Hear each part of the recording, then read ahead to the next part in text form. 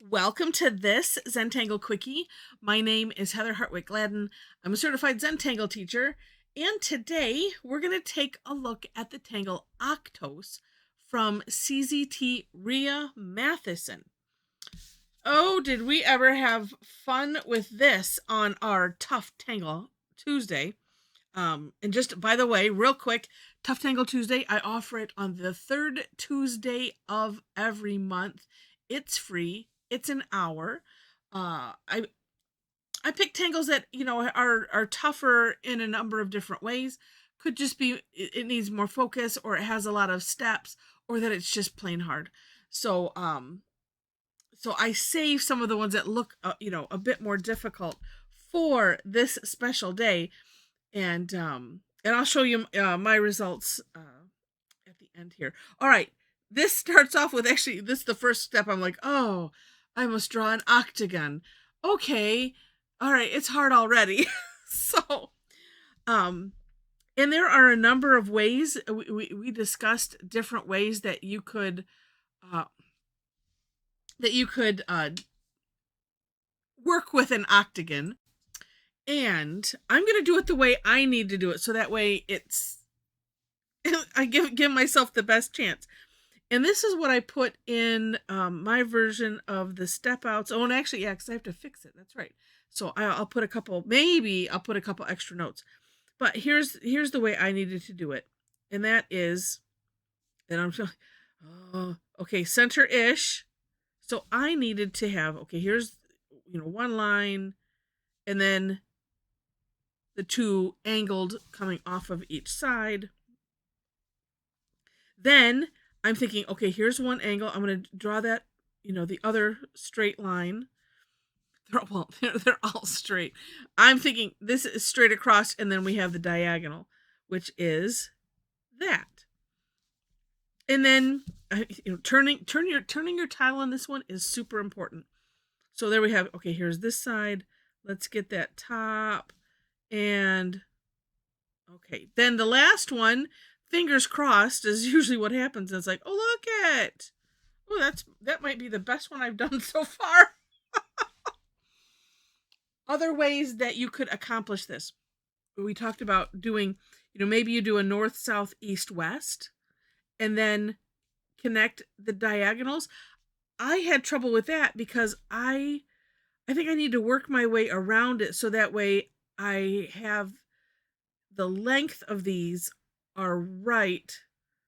Yeah, I was just ending up with really weird things, on these the diagonal parts. So whatever works for you, give it a try. And I'll show one of my examples. I'm not going to tell you which. I think I tried doing the north, south, east, west, and one of my angles, you could barely see that there was an angle there. And it still worked out just fine. So, all right. So from here, another preface is, as best you can, focus on the one stroke at a time, of course, but with that, the line you're working off of, because usually we're working off of a line.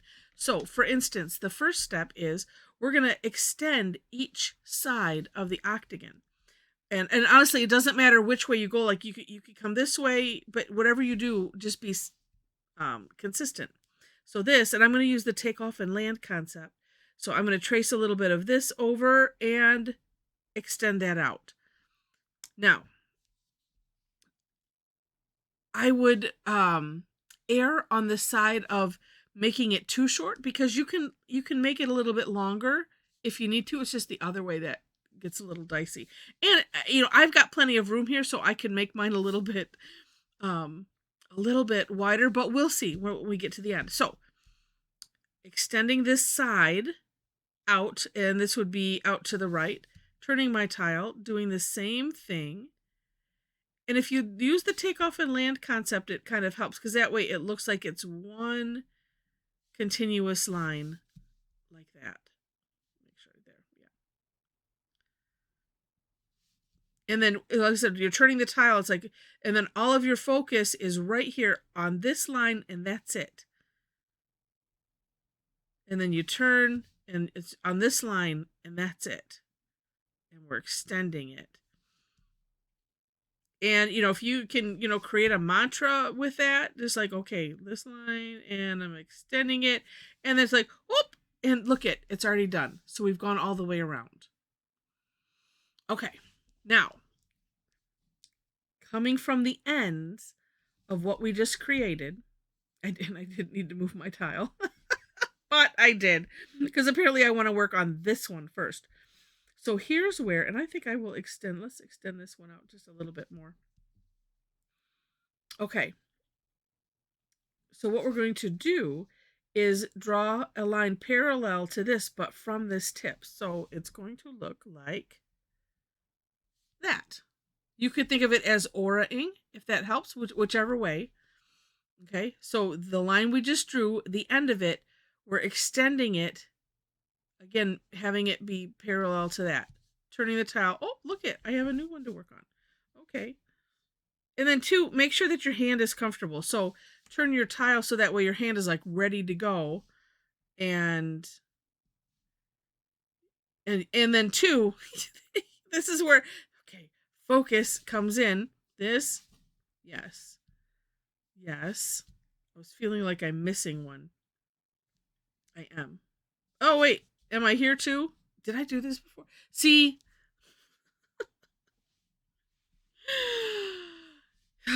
This is where it gets tricky. All right. No, yeah, because see, this line should have a one parallel to it. So, okay, don't watch me. Just kidding. All right, so there we go. Oh, here's what I think I realized. Usually when it's like turn the tile and do next, it's usually seem to work a lot on where it's a 90-degree turn. So we're just doing little turns. All right, and here we go. So then we we want to make sure on each side we have these 2 parallel lines coming out. And there we go. And it does get eyeball confusing, and that's another of my criteria, is that it could get eyeball confusing.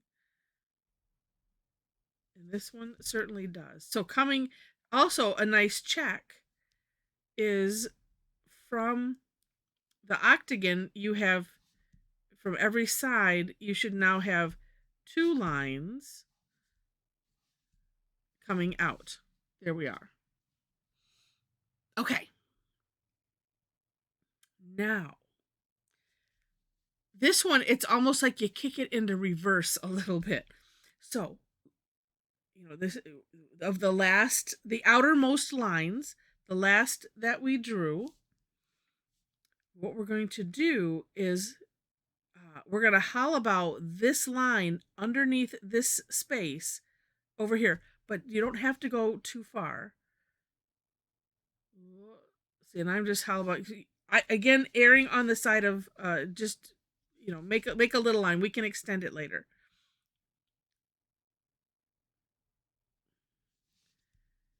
And there is, it's not a cheat, but there's an alternate way. That's a better way to say it, to do this. And I'll share that with you momentarily. But this is another one, yeah, because I missed this in my step outs in a couple places. Whoops. And again, I'm turning it too far. There we go. Here's that line. There. Here.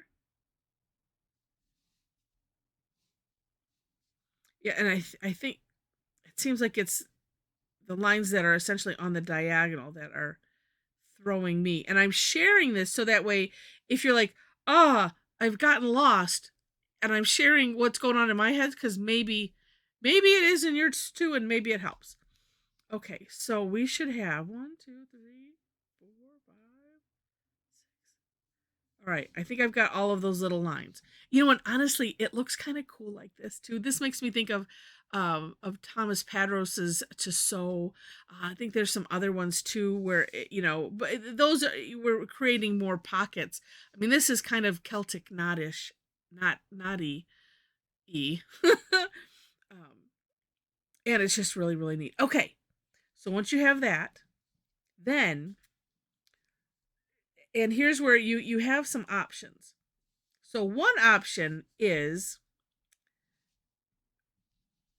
to make this, and I'm going to make them all pointed because I can show, or not pointed, excuse me.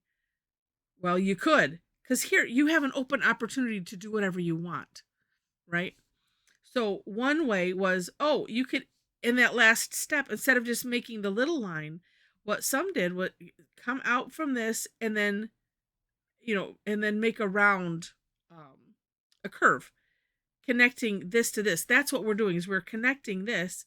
I'm going to follow the step out and just put a line like this. And so each of those, and if you need to extend it a little bit, of course, and that's why I said if you leave it short, then you're good. Let's just do that.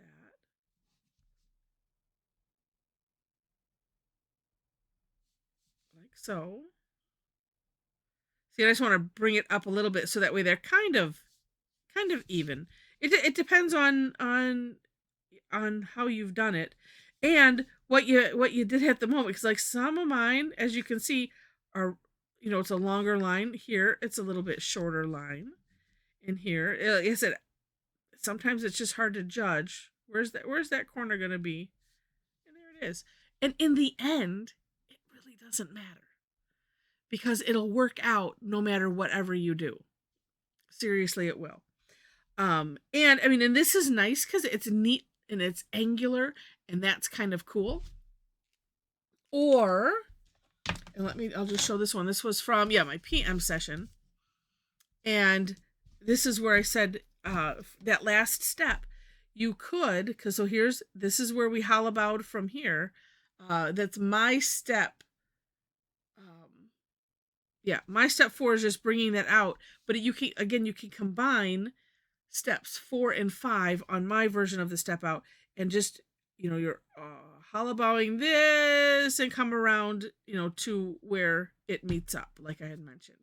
And it looks kind of neat with the curves versus it being angular. It's just, whatever floats your boat. It's, it's fine, which is what's lovely about it. And I think that it's rather forgiving, because especially so if watch, if you get stuck, watch this again, because there are certain things, like I mentioned, keeping it short, right? And then you can always bring it out if you need to. Having just, this point meeting this point with, a line is kind of, forgiving in and of itself, because it's like, well, it doesn't matter if this, like this said, these are all not the same length. But if you don't look at it, and you look at it and you didn't watch this whole thing, and you're just like, oh wow, that looks really neat, go with that, right? We are so hard on ourselves, and this is why I pick a lot of these Tough Tangle Tuesday, like this, so that way we can, well, I think that these are really cool tangles, but that way we can also work on it's okay, if you didn't get it the first time, try again, and just see what happens. And who knows, maybe you come up with something extra cool. We saw a lot of extra cool things on our sessions today. Now, for shading, it's up to you. And I'm going to try something I saw. I'm going to put graphite on just this one side first. I think this is what I saw. It's going to be my interpretation, my remembrance of what I saw today. And I think it was Jen's from the morning session. And she just put graphite on the one side. And I think there was maybe a little bit on, the flip side. It might have been just a tad.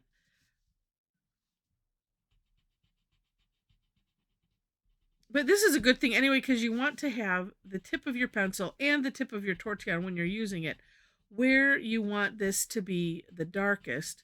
It also kind of helps from keeping it where you want it too. But it was just so funny, because it's like I wouldn't have, my brain goes, oh, if there's an over under, you should put the graphite or the shading on either side of where it goes over and under. But look at that. No, you don't. You can just leave it just like that. And it looks really neat. Like I said, it seemed like maybe she had a little bit, and maybe not. Maybe it was just like a little bit of carryover or something. But I'm just going to leave that as it is because it's really, really neat. And of course, you can decorate it how I don't. Oh no, I did put some patterns in the other one. You can decorate it however you wish. So I'll start with this PM one. I decided to do a smaller one on the inside because I had so much room. And then I just did shading and then shading and highlighting and decided to do it opposite ways. Same colors, just opposite on the inside versus the outside. Just because. All right. And then this was the first one, and I decided to kind of go all Christmassy. And I think this is Mary Berry's the tangle, which we have done before. Well, like I said, this one I decided to do different patterns. I'm angling it this way because look at that. I used some nice metallic pens, and this way you can see what it is. And I haven't shaded it beyond just doing the tangles. And you know what? You don't have to shade it if you don't want to. Sometimes it's cool just to leave it like that. I think because these are bigger, I'm gonna probably maybe I'll shade on the outside so that way it'll make that look nice and round. And there's more to do on it, but it turned out really neat. But this is it snail or snail trail, something like that. A tangle from Zentangle, and this I just put curved lines because I wanted to, in different sizes. But yeah, so neat. And can you tell where things went wrong? I mean, you might be able to. But, at first glance, not so much. It all works out. And so my encouragement to you is to, especially if it's something where you're like, oh, this is just not good. Just relax, take a breath. It is all good. It's fine.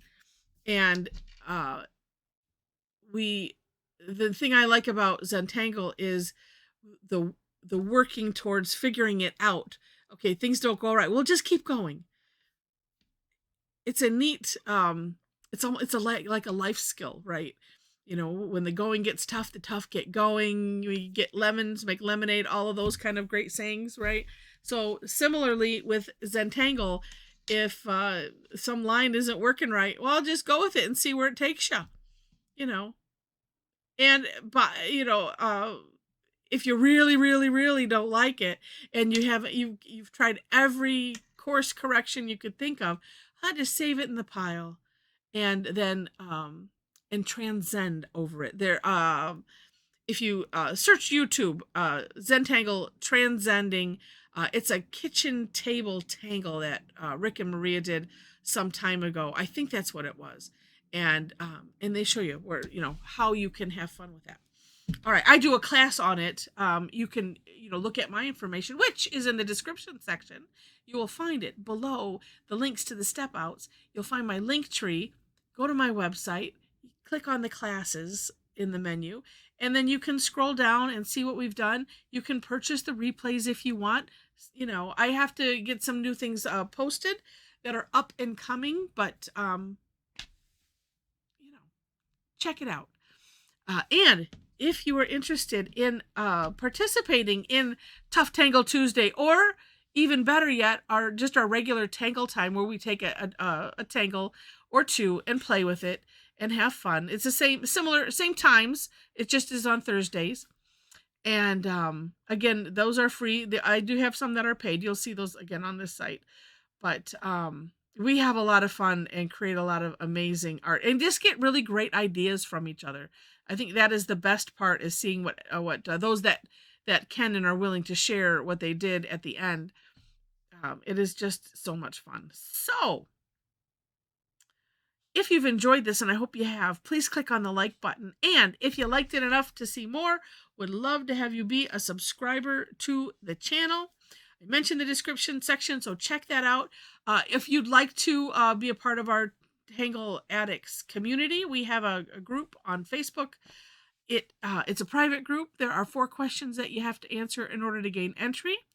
but come and join us if you'd like. All right, so with that, thank you so much for watching, and I wish you happy tangling.